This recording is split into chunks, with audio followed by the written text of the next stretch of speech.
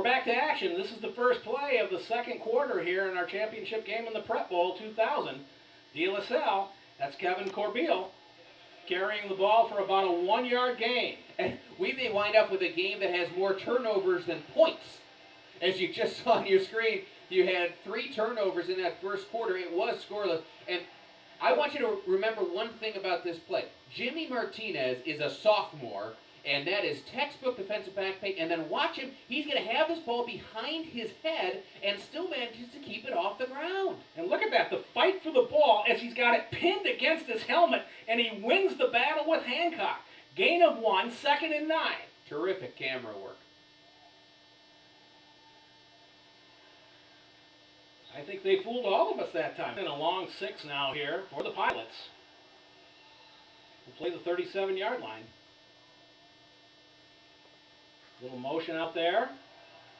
And it's a halfback pass, and it's going out to the top of your screen. And what a circus catch out there. That time by number 5, Don Fowler.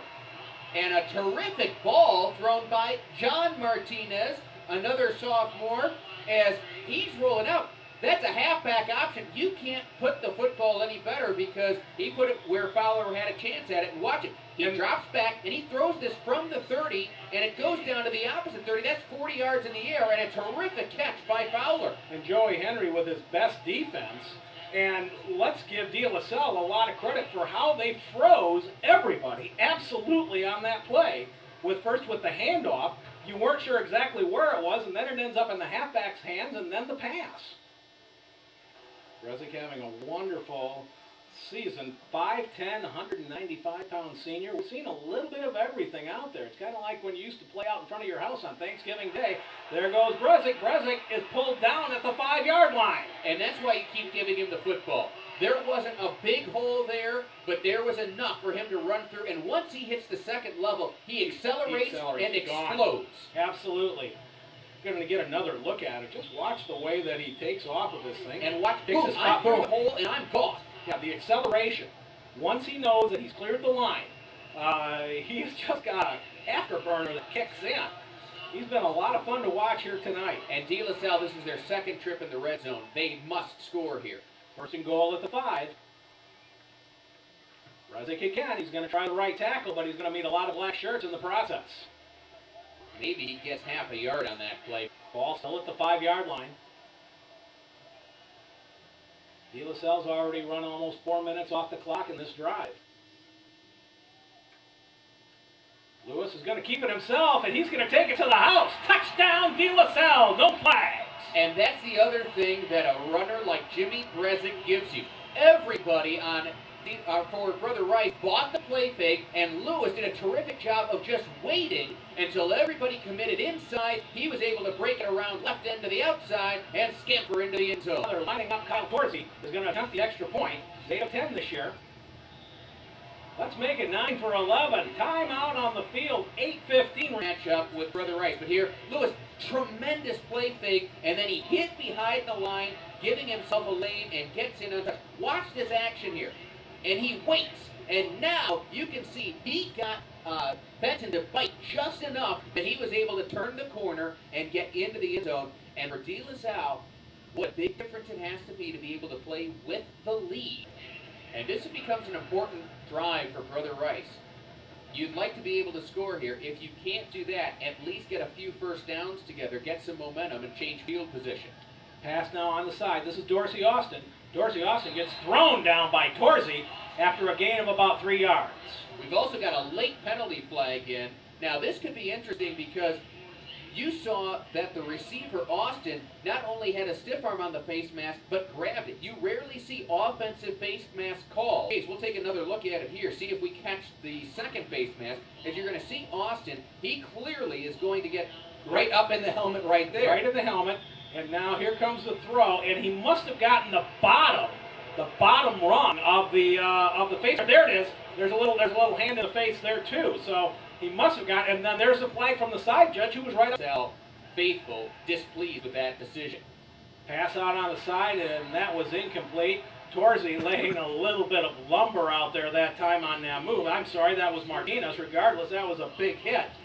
Pass was incomplete. It was a little too tall out there for J.P. Namu yard line.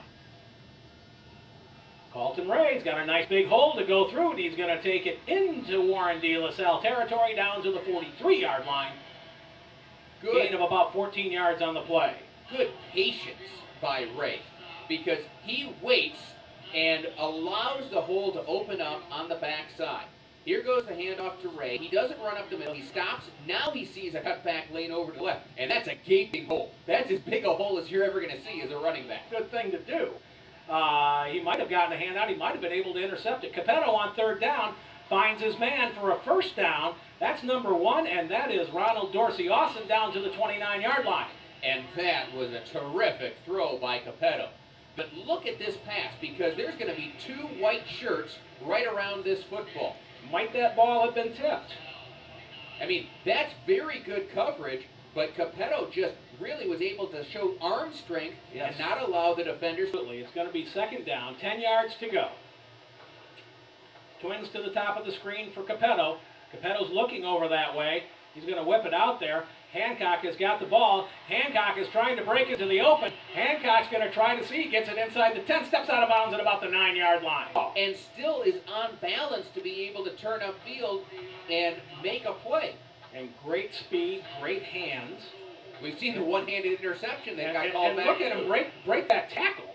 That wasn't easy. Maintain his balance and then gets around Fowler, and he's just trying to see what he can do to get to the end zone. The fact that he's really substituting in and out his wide receivers and his running backs, bringing in fresh ones on almost every play. Second and goal, Capetto is going to feel a little pressure. He's going to get rid of it, and it goes out of the end zone. The receiver in the vicinity. Pioneers, you get a beauty shot there of Ford Field. And this has been a beautiful football game to watch. There have been some big penalties that have really had major momentum swings, but Alfred Fracas has been in a lot of these kinds of games, and you know he has a sense for what his football team needs. He needs to get a touchdown right here, and so they will go for it on 4th and goal. Henry is the long setback behind Mike Capetto. Capetto, pressure coming behind him into the end zone, caught for the touchdown by Andy Lenz, no flags. And Coach Fracas knew what he was doing as Capetto rolling out to the right that time, and he had all kinds of time to be able to survey the scene, and a nice job by Lentz. He gets one step beyond the goal line, turns around, sits down in the zone, and will hold for Dusty Greenberry for the extra point. Try to tie this thing up, and the kick is good. With a nice roll, and into the open hands of Andy Lenz for the touchdown. And Namu might have had a shot at it too if Lenz didn't, but now you're going to get a look at Capetto. Hey, I knew it all the way. At the high school level, you often are back up at a lot of positions outside the one where you would play. That's right. And look at that Brother Rice offensive line. They did a terrific job on that drive because that was a lengthy drive for the Warriors. And Lewis has got twins to each side of the field. On the delay, that's Brezic. Brezic is going to power his way out to the 48-yard line, running over. Was that Joey Henry? No, that was Nick Thomas, but Brezic is down. And he got some great downfield blocking. That it was going to be passed before finally handing off here to Brezic, almost like an old Statue of Liberty play. That was a big tackle that he broke. Watch the blocks downfield. You're going to see that guys are able to stay on their blocks and allow him to turn downfield. And then a big hit on Lenz, who just caught the touchdown pass a moment ago, and then Colasanti coming in to finish off the play. But Kevin Corbeil made the key block. To the top and the bottom of your screen now.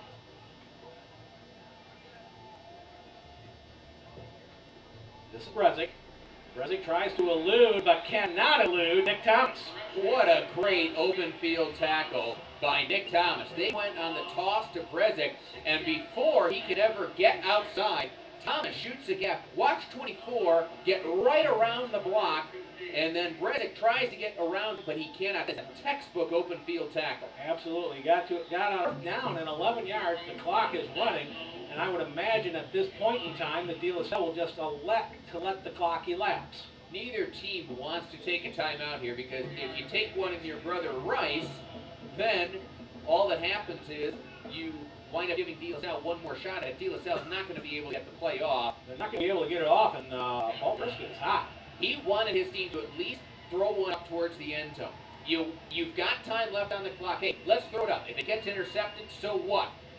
And Paul Verska heads over there, and you can tell he wanted his team to at least have one more opportunity. A real team that has the ball last. But we've lasted 24 minutes here at the Catholic League Prep Bowl in 2006. You're watching it all on CTND.